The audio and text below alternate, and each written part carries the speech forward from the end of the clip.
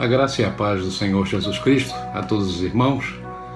Muito boa noite a todos, uma noite de quarta-feira, uma noite que o Senhor nos fez, e eu tenho certeza que Deus tem coisas grandes e maravilhosas para nossas vidas. Nós vamos poder ver o que Deus está fazendo em bem pouco tempo, eu creio nisso, né?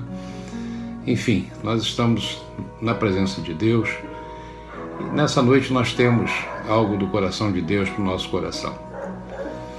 O Brasil é considerado hoje a maior nação cristã da face da terra. É a nação que congrega, que concentra o maior número de pessoas chamadas cristãs. Dentro dessa vertente cristã, nós temos aí várias linhas, né? Temos o catolicismo, que também são considerados cristãos, temos as igrejas evangélicas, as protestantes, temos as neopentecostais, enfim, tem várias linhas, né? Até mesmo espiritismo, que se dizem cristão, nós sabemos que não são, mas sendo a maior nação cristã, a pergunta que nos resta fazer é a seguinte: por que dentro desse contexto de maior nação cristã nós vemos as maiores barbaridades e nós vemos assim os piores testemunhos, não é, de vida daqueles que se chamam cristãos? Nós estamos vendo uma nação corroída pela corrupção, pelos descaminhos, pela falta de amor ao próximo, né, que é fundamental. Uma coisa que nós não devemos esquecer nunca, o primeiro mandamento: amar a Deus acima de todas as coisas, com toda a nossa força, com todo o nosso entendimento, nosso coração, e ao próximo como a ti mesmo.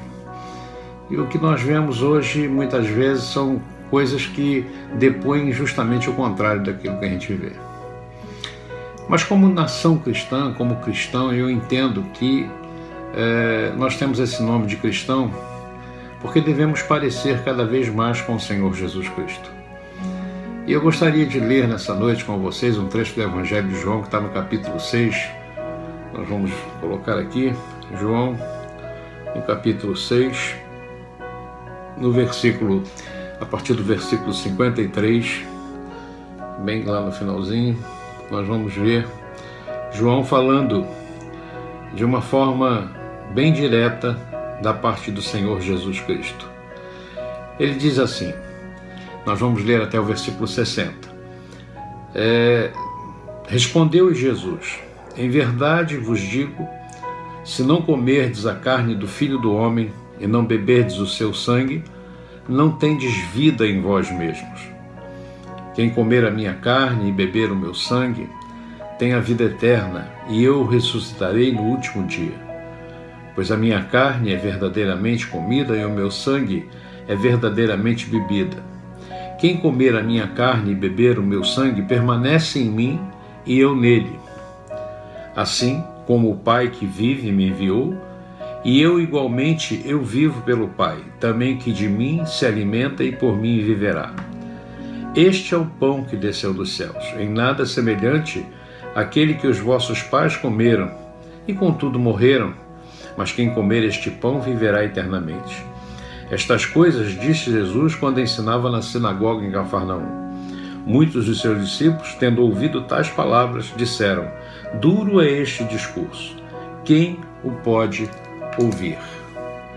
Nós vemos tantas coisas que Jesus disse que escandalizou muito o povo daquela época, principalmente pela ignorância, né? Ou até mesmo pela displicência ou até negligência de entender e de crer nas Escrituras.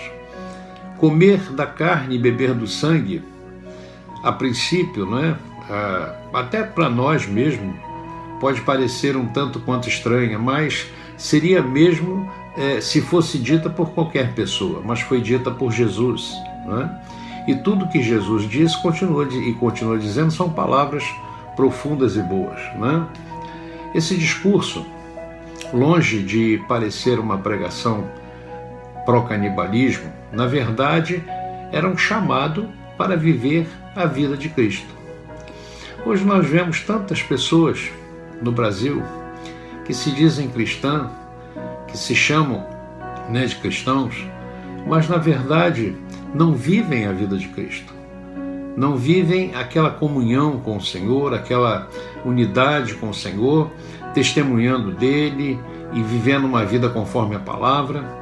Então, nós podemos entender que comer, quando nós falamos comer, nós estamos nos referindo a interiorizar dentro de si ou dentro de nós algo que está fora, não é? Nós estamos trazendo para dentro de nós aquilo que você recebe dentro de si e que acaba se tornando parte de você.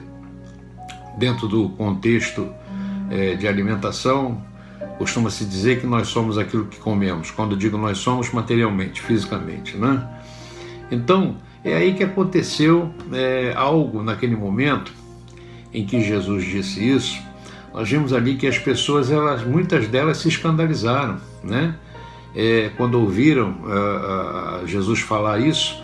Por quê? Porque elas tinham certos cuidados com o preceito da lei judaica. Eles eram, na verdade, tentavam, né, observar a lei judaica, e todos sabiam, de alguma maneira, dos moldes em que se dava o sacrifício de animais para aplacar a ira de Deus. No Antigo Testamento, os homens pecavam, como sempre pecou, né? A Bíblia diz que não há um homem que não peque. Hoje, no Novo Testamento, mesmo na aliança com o Senhor, nós continuamos pecando porque nós vivemos nesse corpo de pecado. Então, no Antigo Testamento, os homens pecavam, né? E o sacerdote, naquela época, o sumo sacerdote, os representava diante de Deus. Sacrificava um cordeiro sem mancha, sem mácula, né? E aquele animal, ele aplacava com a sua vida, né, a ira de Deus pelos pecados de cada um.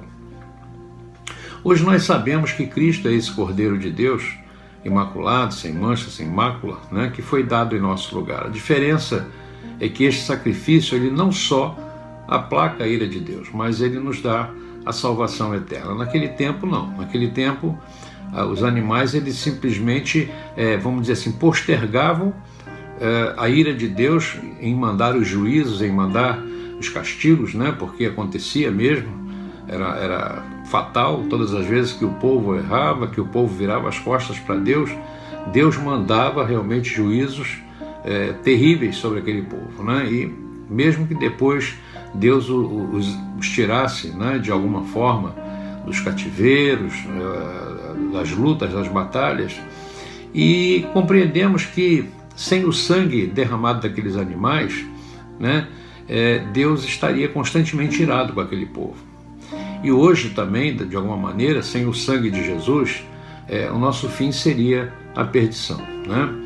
Então, mesmo para os discípulos, mesmo para aqueles que acompanhavam o Senhor Jesus, aquilo que Jesus estava dizendo parecia duro demais, como nós lemos aqui no nosso texto, né?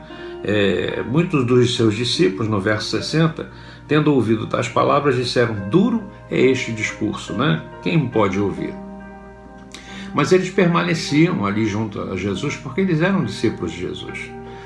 Então, o que diferenciava o sacrifício de Cristo do sacrifício do Antigo Testamento era a questão justamente da oferta, do sacrifício em si, né? Então, nós precisamos voltar um pouquinho àquele período para nós entendermos a razão daquele susto que os discípulos levaram, né? No Antigo Testamento, quando a gente olha em Deuteronômio 12, 23, né? Vamos voltar aqui em Deuteronômio, lá no início da Bíblia, Deuteronômio 12, no verso 23, nós vamos ver escrito lá a seguinte palavra, né? Somente empenha-te em não comerdes o sangue. Quer dizer, Deuteronômio é a repetição das leis, né? Isso estava escrito em Levíticos também. Somente empenha-te em não comerdes o sangue, pois o sangue é vida, pelo que não comerás a vida com a carne. Então, comer a carne era receber as benesses do sacrifício. Ali diz que o sacerdote depois comia daquela carne, comia do sacrifício, né? E hoje nós entendemos que também isso ocorre espiritualmente, né? Então, para eles, né? Mas beber do sangue era algo proibido, porque o sangue era vida e estava na lei, era proibido beber o sangue.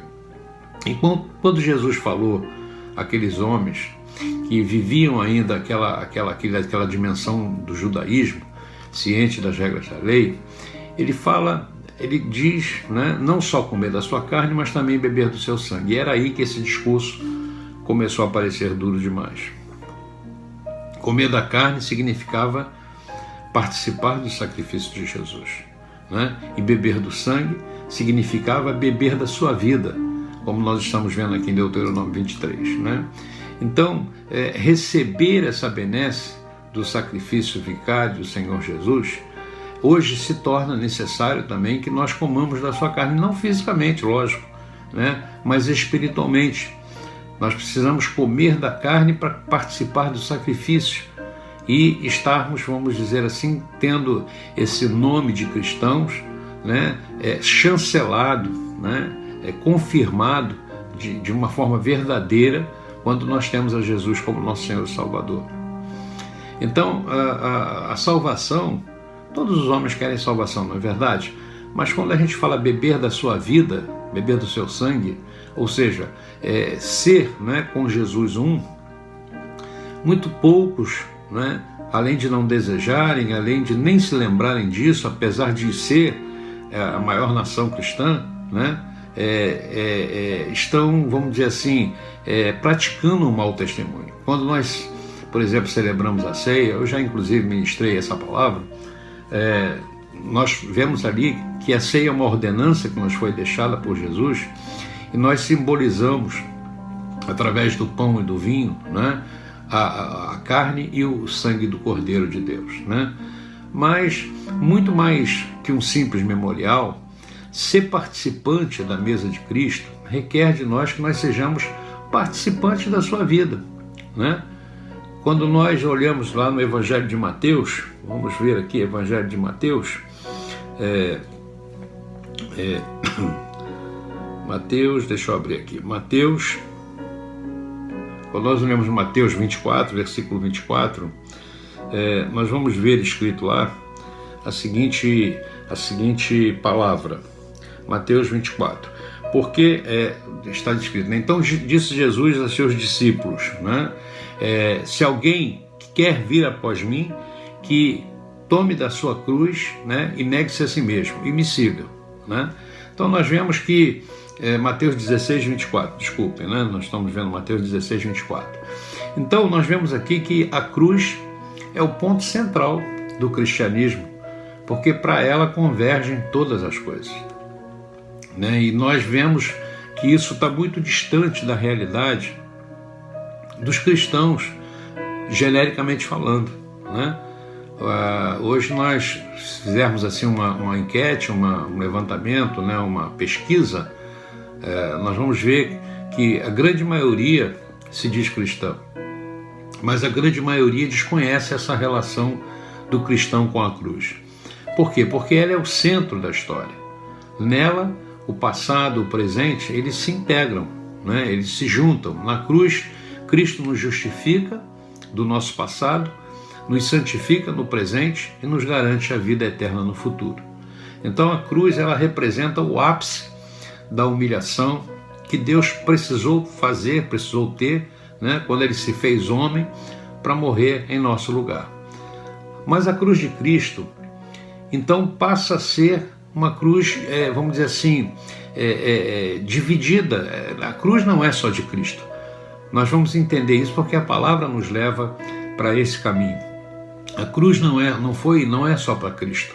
Foi só para Cristo no momento em que ele foi sacrifício por nós, no momento em que ele foi oferta, libação pelos nossos pecados. Mas a partir da sua ressurreição, aquela cruz, ela imprime em cada cristão, em cada um que se diz filho de Deus através da fé em Cristo, da aliança com ele, imprime uma necessidade, não é, de dividir essa cruz com o Senhor Jesus Cristo.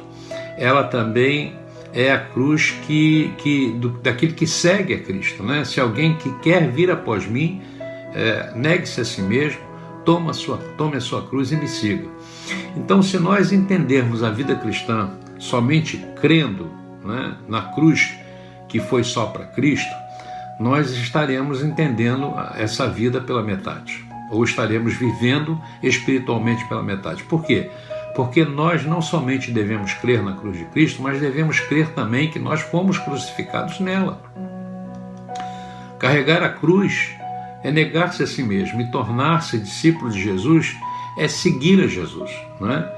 Então, é mais do que isso, nós precisamos ter a vida de Jesus em nós, não é? Então nós não podemos, quando nós bebemos do sangue, nós estamos trazendo, interiorizando a vida de Cristo no nosso coração.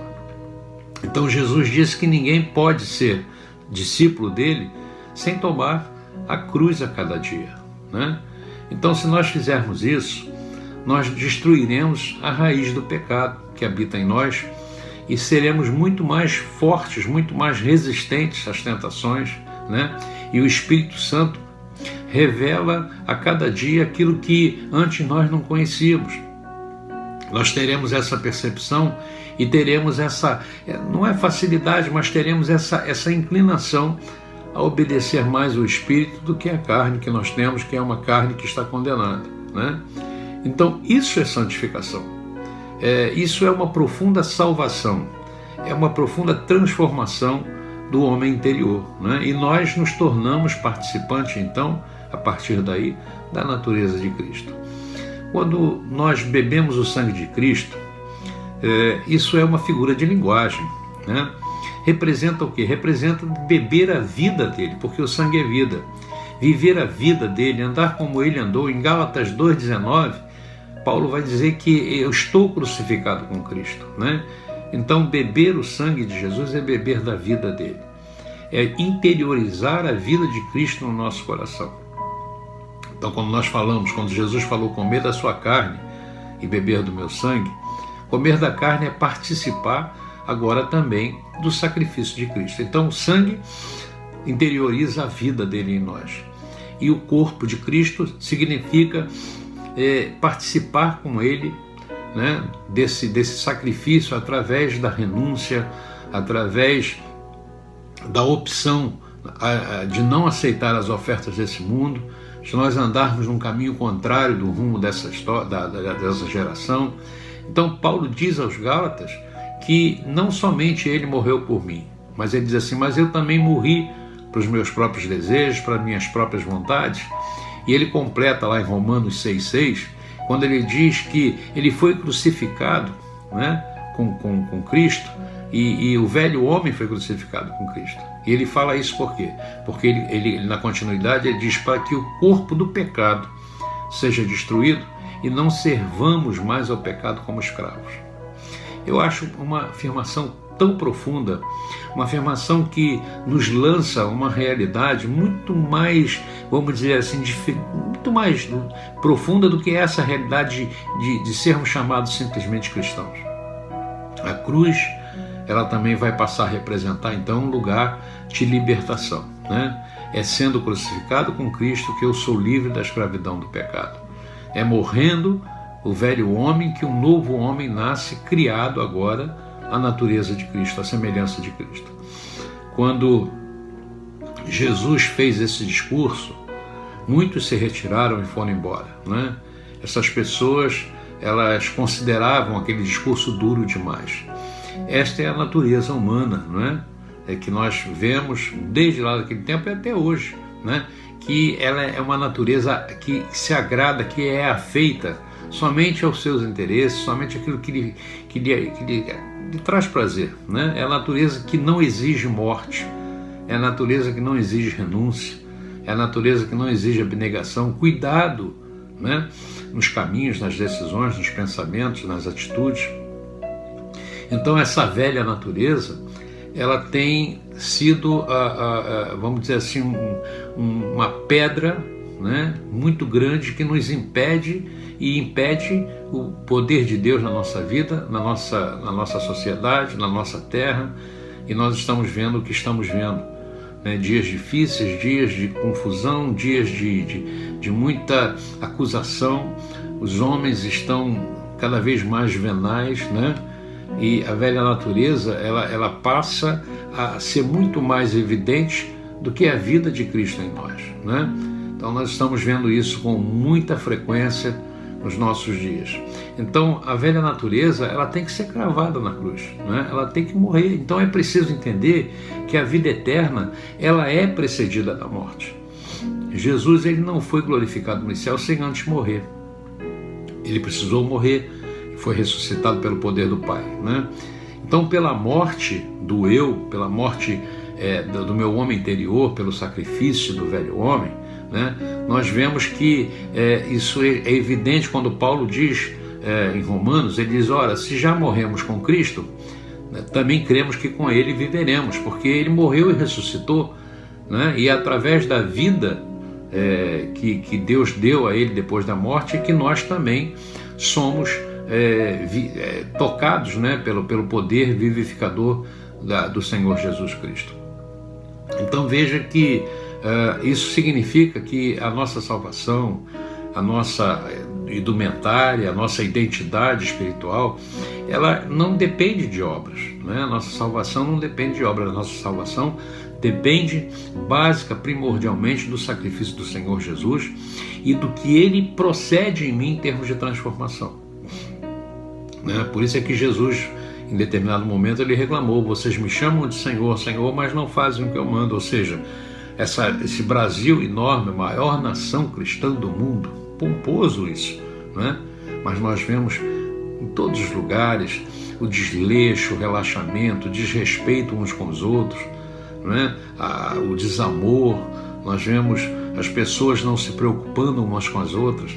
Eu, quando trabalhei muitos anos numa empresa siderúrgica, a empresa em que eu trabalhava, ela fez um joint venture. Joint venture é um contrato, né? É uma espécie de um acordo de intercâmbio tecnológico, e nós fizemos, quando eu digo nós é porque eu trabalhava na empresa, fizemos aí um intercâmbio tecnológico, um joint venture com empresas japonesas do ramo siderúrgico, a Nippon Steel e a Funabashi.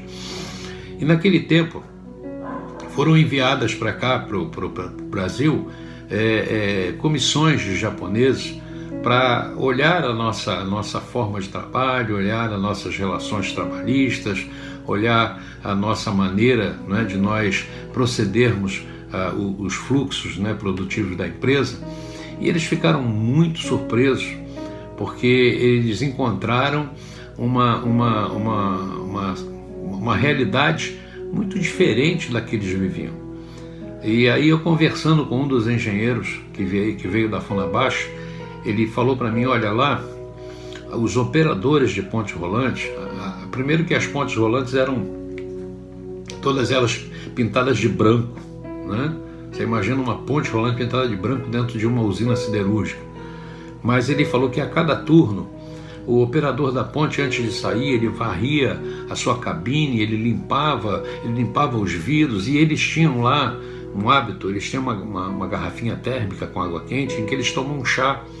Então ele deixava tudo pronto para aquele que iria substituí-lo, deixava a garrafinha térmica com água cheia, quentinha, o chazinho, deixava tudo lá prontinho, tudo arrumadinho, para o próximo que viesse substituí-lo, encontrar um ambiente limpo, arrumado. Imagina isso aqui. As pessoas não se preocupam umas com as outras. Basta você sair um pouquinho pelas ruas e você vai ver que existe uma falta de cidadania, uma falta de respeito. As pessoas não pensam umas nas outras, não é? As pessoas estão cada vez mais abrutalhadas, cada vez mais distantes daquele primeiro mandamento que nós falávamos, amar a Deus acima de todas as coisas, com todo o teu entendimento, com todo o teu coração, e ao próximo como a ti mesmo. Nós vemos essa situação de completo abandono moral, completo abandono social, né? Então, quando nós falamos em ser cristãos, significa sim que a fé que nós temos em Cristo agora, ela deve imputar em nós a justiça de Cristo, né? Também deve operar em mim a vida de Cristo. Nós recebemos os méritos de Cristo. Se nós recebemos os méritos dele, as bênçãos dele, nós também devemos entender que ele morreu a nossa morte para que nós vivamos a sua vida. Então a graça de Deus não é uma licença para nós simplesmente descansarmos nela de forma negligente, né? de forma a não estarmos estabelecendo aquilo que a palavra de Deus diz. Aquele que é nova criatura, as coisas se fazem nova, tudo se faz novo, né? Então, nós não temos autorização para uma vida sem dedicação ao reino. Paulo, ele deixa isso muito claro no capítulo 6 de Romanos. Vamos lá no capítulo 6 de Romanos, quando nós voltamos à Bíblia, né? Romanos capítulo 6, a partir do verso 1, diz assim: que diremos, pois? Permaneceremos no pecado para que seja a graça mais abundante? De modo nenhum, né? Como viveremos ainda no pecado, nós, os que para ele morrermos? Ou porventura ignorais que todos nós fomos batizados em Cristo, fomos batizados na sua morte? Fomos, pois, sepultados com ele na morte pelo batismo, mas que, como Cristo foi ressuscitado dentre os mortos pela glória do Pai, assim também andemos nós em novidade de vida. Então nós precisamos ser os guardiões dessa palavra, no sentido de que isso chegue à nossa vida prática, à nossa vida diária, né? Ser discípulo de Cristo implica numa vida de obediência a Ele, de observância da prática da sua palavra. Quando nós lemos Lucas capítulo 14, Evangelho de Lucas, lá no capítulo 14, nós vamos ver escrito lá, no verso 33, vai estar escrito a seguinte palavra, diz assim: assim, pois, todo aquele que dentre vós não renuncia a tudo quanto tem, não pode ser meu discípulo. E João capítulo 8, verso 31, no Evangelho de João, capítulo 8, verso 31, nós vamos ver também escrito algo semelhante, o continuativo, em que diz assim: disse, pois, Jesus aos judeus que haviam crido nele: se vós permanecerdes na minha palavra, sois verdadeiramente meus discípulos. Então, como isso é possível sem a cruz? Como nós poderemos dizer ou receber essa titulação de discípulos de Cristo sem a cruz? Não há hipótese de viver a vida de Cristo sem o sacrifício de Cristo, sem a morte do velho homem, sem a morte da velha natureza, inclinada ao pecado. E Paulo, ele tinha a verdadeira dimensão do que isso significava. Ele sabia que toda a glória desse mundo não podia ser comparada, né, com aquilo que o Senhor estava reservando para todos os que fossem e são crucificados com Cristo. Eu quero ler Gálatas, quando nós olhamos a carta de Paulo aos Gálatas, no capítulo 6, verso 14, nós vamos ver também algo interessante, que vai dizer assim, Gálatas capítulo 6, verso 14: mas longe esteja de mim gloriar-me, senão na cruz do nosso Senhor Jesus Cristo, né? Pelo qual o mundo está crucificado para mim e eu para o mundo. O que parecia duro demais, né, aos demais homens naquele dia, irmãos, continua da mesma forma. Se nós pregarmos, fizermos uma pregação como essa ao mundo, será uma pregação dura demais, uma palavra dura demais. As pessoas não estão interessadas nisso, as pessoas estão interessadas, como nós pregamos no domingo, num Jesus, vamos dizer assim, que atenda de imediato às suas necessidades, num Jesus analgésico, que tira de imediato as suas dores. Assim, como a gente está com dor de cabeça, toma uma Novalgina, uma dipirona para passar rápido, né?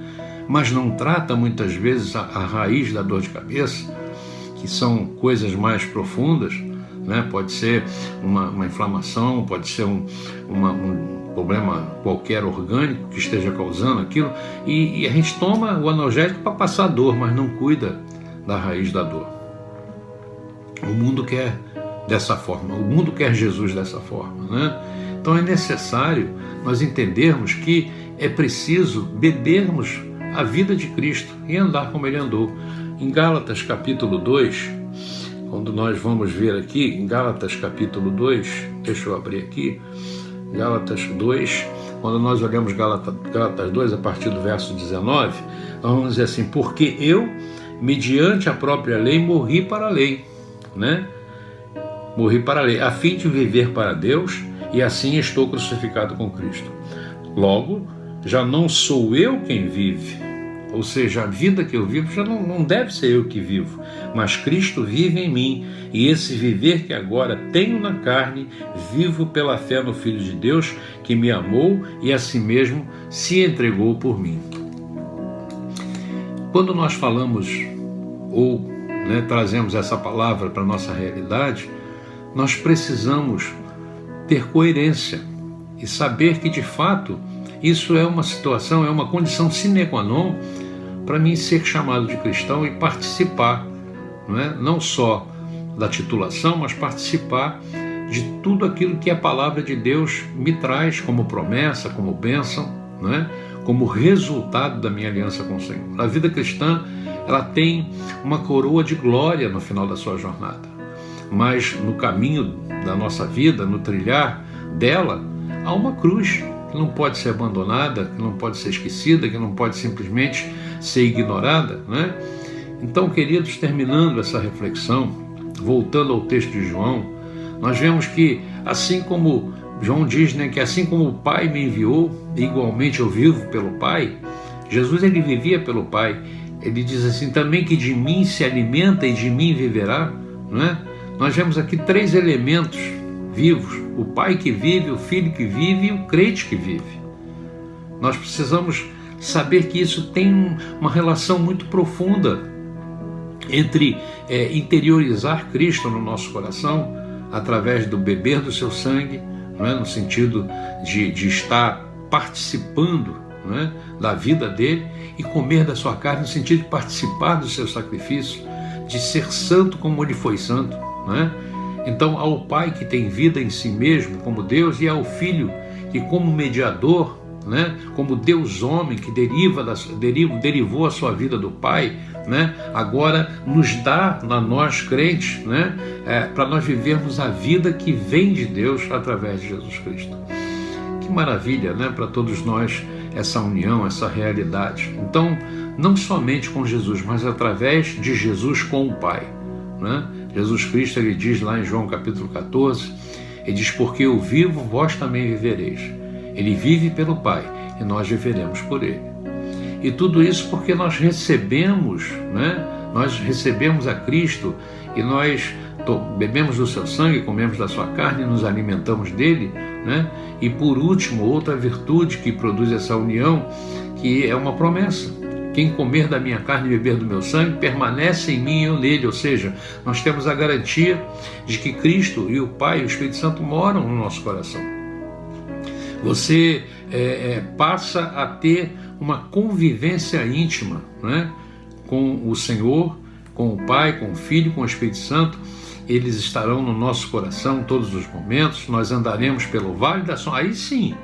Aí sim, nós andaremos pelo vale da sombra da morte e não temeremos mal algum, porque Deus está conosco.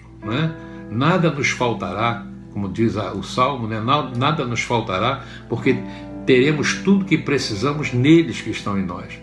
Então, a bênção do Pai, a glória do Filho, o sacrifício do Senhor, nós vamos ver que tudo isso vai estar instalado no nosso coração de uma forma soberana, de uma forma especial, E nós habitaremos então aí a palavra, como eu já ministrei, a palavra, ela se cumpre, os salmos se cumprem, nós habitaremos no esconderijo do Altíssimo, nós descansaremos à sombra do Onipotente. Amém, irmãos?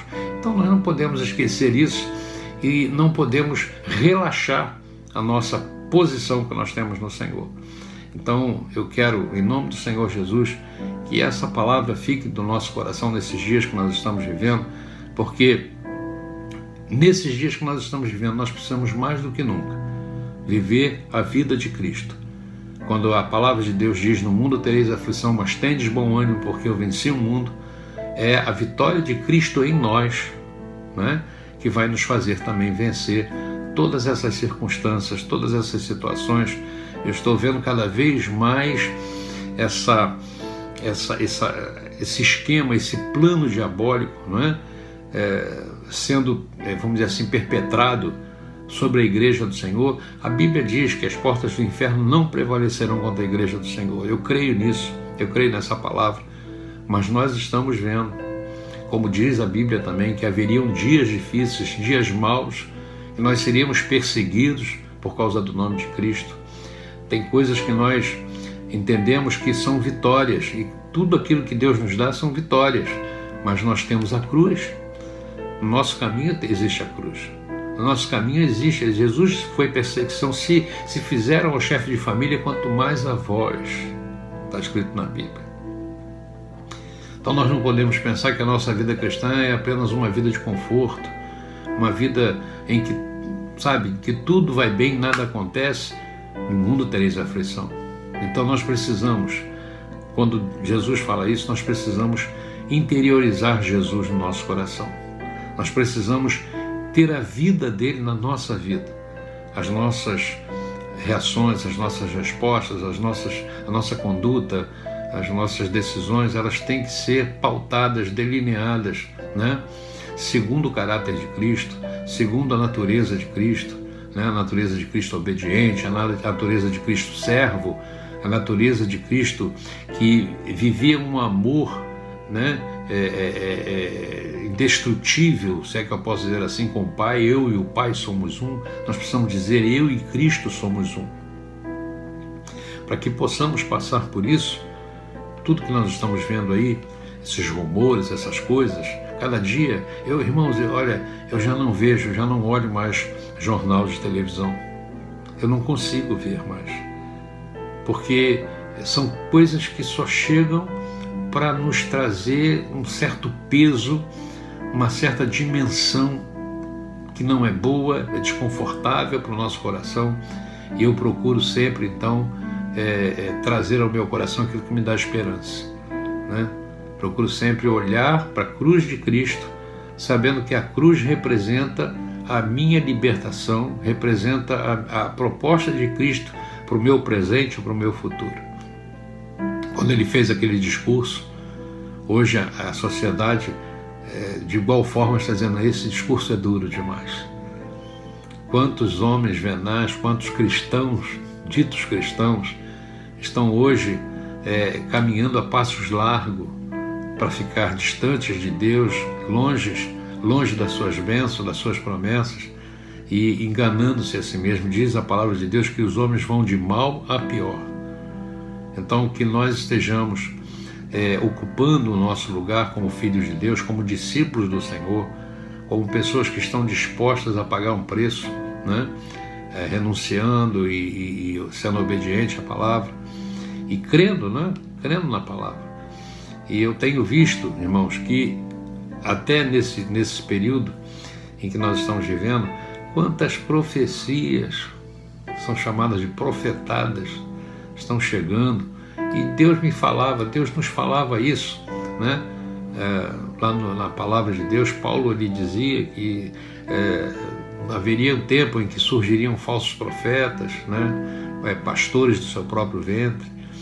Mas o pior disso tudo é que haveria uma grande multidão com comichão na orelha, no ouvido, querendo escutar só coisas que lhe agradem, coisas novas, né?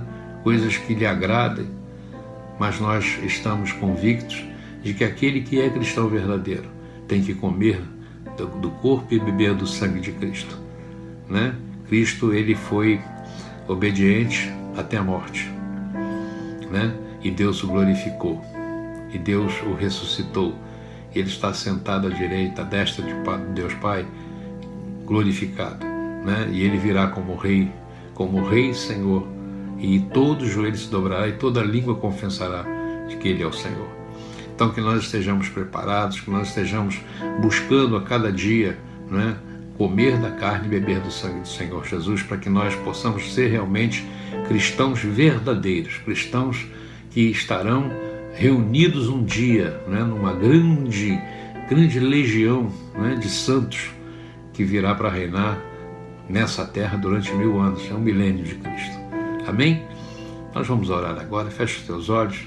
Eu tenho certeza que nessa noite o Senhor há de trazer ao teu coração não só a esperança, né, mas um grande conforto para as lutas, para as batalhas, para as circunstâncias que nós estamos vivendo. Creia nisso, porque Deus é fiel. Amém? Feche os teus olhos. Senhor nosso Deus, nosso Pai. Pai querido, eu entendo que muitas vezes, Senhor Deus, nós vemos que os homens estão, Senhor Deus, totalmente opostos àquilo que o Senhor, com o seu grande amor por nós, nos deu, que foi o sacrifício do Senhor Jesus, morrendo naquela cruz, derramando seu sangue, Senhor Deus, dilacerando o seu corpo, Senhor Deus, para que, como ovelha muda, levada ao matadouro, pudesse, Senhor, cumprir, Senhor Deus, em nosso lugar, o sacrifício da redenção. Nós não podemos e não temos nenhuma condição, Senhor, de fazer nenhum sacrifício que nos justifique, mas o Teu grande amor nos alcançou. O Teu grande amor, Senhor, chegou às nossas vidas, e por isso, nessa noite, Senhor Deus, eu quero, Senhor Deus, colocar diante do Senhor essa oração, esse clamor, para que o Senhor renove a nossa mente, renove o nosso coração, nos dê entendimento, Senhor, discernimento dessa palavra, sobre o beber do Teu sangue e comer da Tua carne.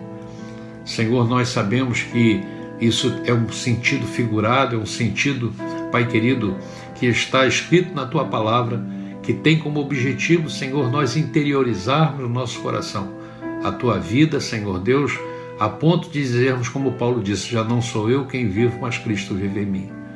Senhor, que o Senhor possa amainar os nossos corações, tranquilizar, Senhor Deus, os corações dos meus irmãos, trazer uma dimensão de paz, de segurança, trazer uma dimensão, Senhor Deus, Pai querido, em que nós estamos desfrutando, Senhor, em Cristo Jesus, das Tuas promessas, como diz a Tua palavra, que nós já fomos abençoados com toda sorte de bênçãos nas regiões celestiais em Cristo Jesus.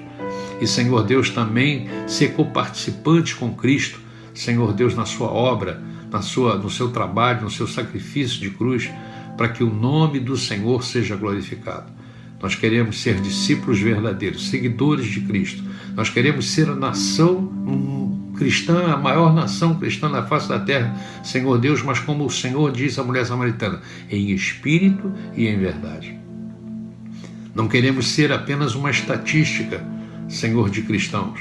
Não queremos ser apenas um número, Senhor, representativo, mas queremos ser, Senhor, verdadeiramente identificados nas dimensões celestiais, selados com Teu Espírito, para viver a Tua vida, Senhor Deus, morrer contigo e ressuscitar com o Senhor.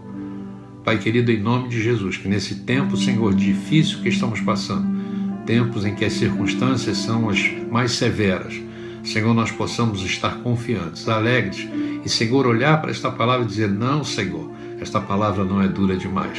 Estas palavras, Senhor, são palavras de vida eterna. Só Tu tens a palavra de vida eterna. E, Senhor, que o Espírito Santo nos revele isso e nos mostre isso. Abençoa cada casa dos Teus filhos, abençoa a família cristã, verdadeiramente cristã. Senhor, que o Senhor acorde essa nação cristã para os momentos, Senhor Deus, Pai amado, que estamos vivendo, Senhor, de forma que nós possamos dar testemunho real e verdadeiro do que é preciso, Senhor, para que o mundo Te conheça, para que o mundo saiba, Senhor Deus, que o Senhor é Deus e que o Senhor é aquele que veio para morrer na cruz para a nossa salvação. Toma, Senhor, esta oração nas Tuas mãos. Senhor Deus, abençoa-nos com o Teu amor, com a Tua graça. Nos dá, Senhor, a dimensão da Tua paz. Senhor, socorre neste momento, nesta noite, Senhor, os Teus filhinhos que estão por alguma razão, Senhor Deus, passando por lutas, dificuldades, Senhor Deus, porque, Senhor Deus, o Senhor nos deu essa promessa, que o Senhor nos tomaria pela mão e se nós passássemos pelas águas, elas não nos submergeriam, pelo fogo eles não nos queimariam. Senhor, nós cremos nisso. Apesar de tudo, Senhor, maior é o que está em nós do que o que está no mundo. Eu Te oro assim, abençoando o Teu povo, em o nome do Senhor Jesus. Que a graça redentora de nosso Senhor Jesus Cristo, o amor de Deus Pai, as divinas e as maravilhosas consolações, a comunhão com o Espírito Santo de Deus, esteja sobre a tua vida, meu irmão e minha irmã. Assim eu te abençoo, em o nome do Senhor Jesus Cristo, e que todos digam amém. Amém, amém e amém.